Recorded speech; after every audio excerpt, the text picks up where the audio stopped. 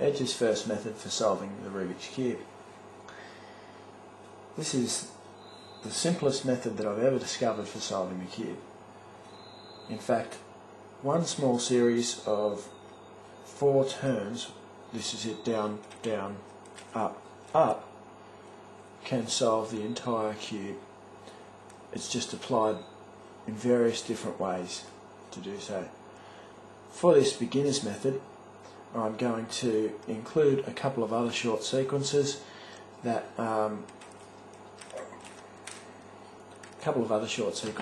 will help to make it a little bit easier to understand. In the advanced method, I'm going to go on and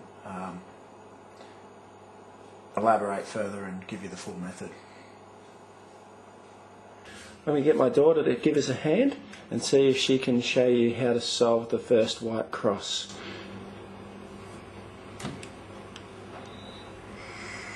Now I'm going to put this white piece to the top. I might find another one. Here's one.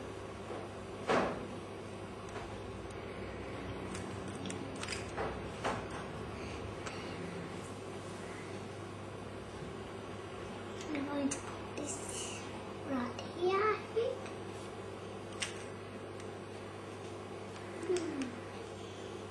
I might find another one. Here's one. So I don't need a line across. Let's have a look in detail at what she did. First thing she did was to locate the white centre, and the next thing she did was to move all of the white edge pieces, or all of the edge pieces with white on them, up to the white centre to form a cross.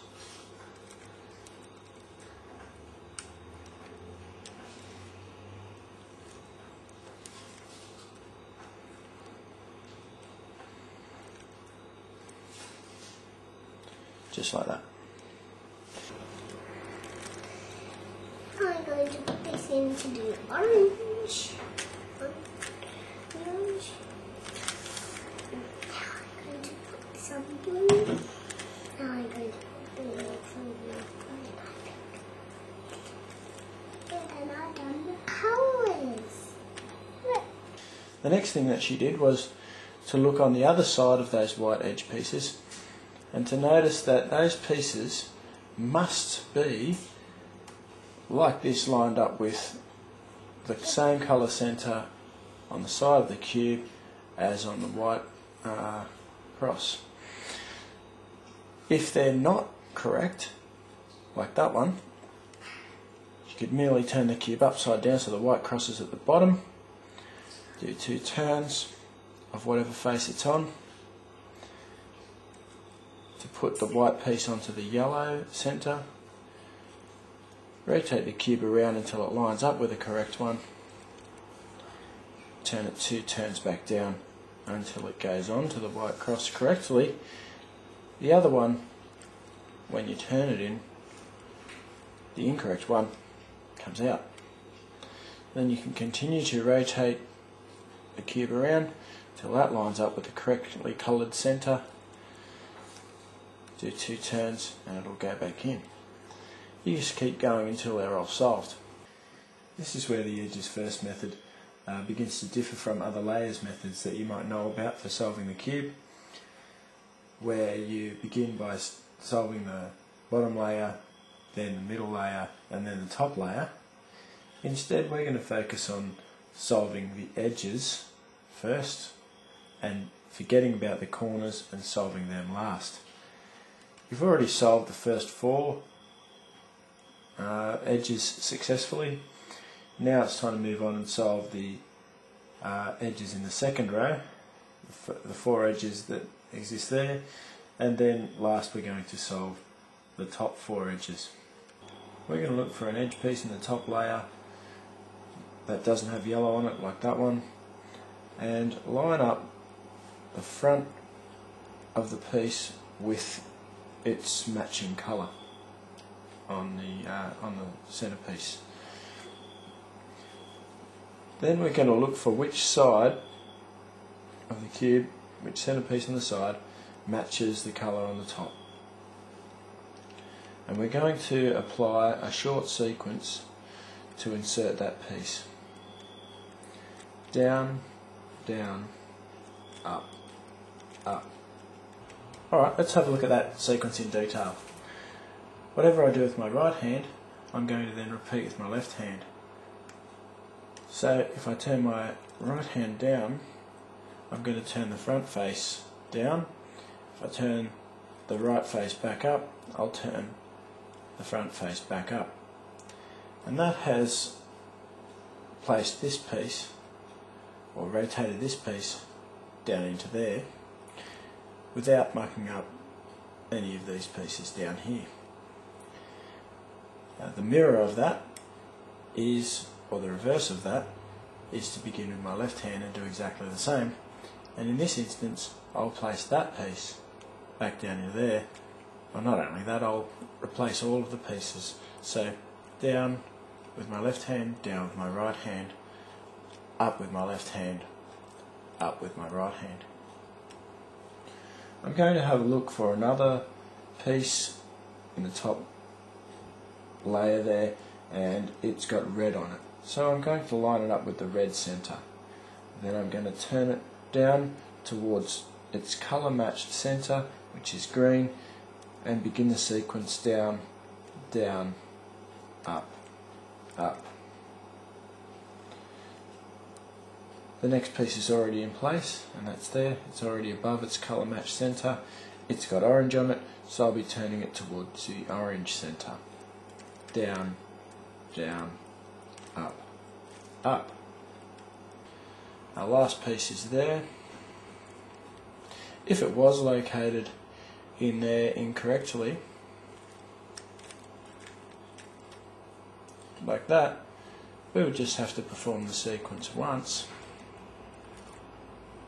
to pull it out, do a U-turn to place it,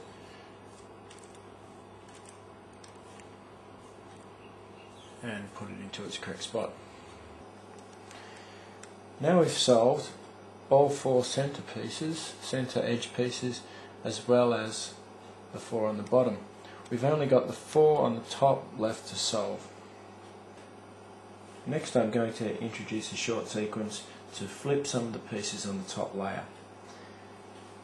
The short sequence is this: front, up, right,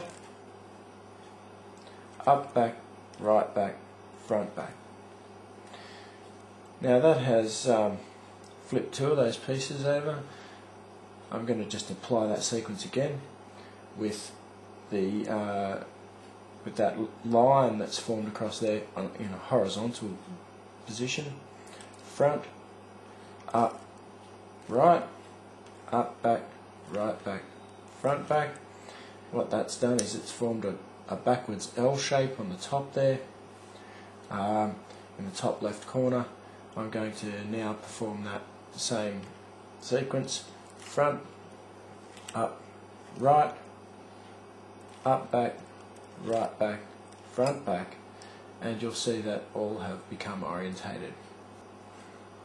Now that I've got the edge pieces twisted around the right way, or orientated, I'm going to introduce another sequence to help me place these edge pieces in the correct positions. As you can see, I've got two at the moment that are placed correctly and two that aren't.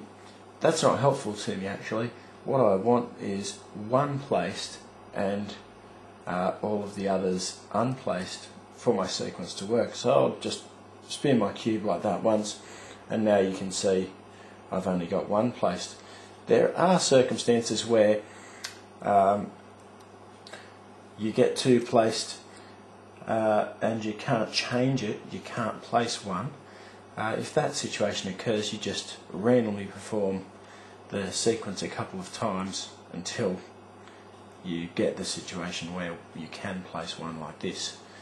The sequence is simply right, up, right back, up, right, up to right back. and you can see it's worked a treat this time.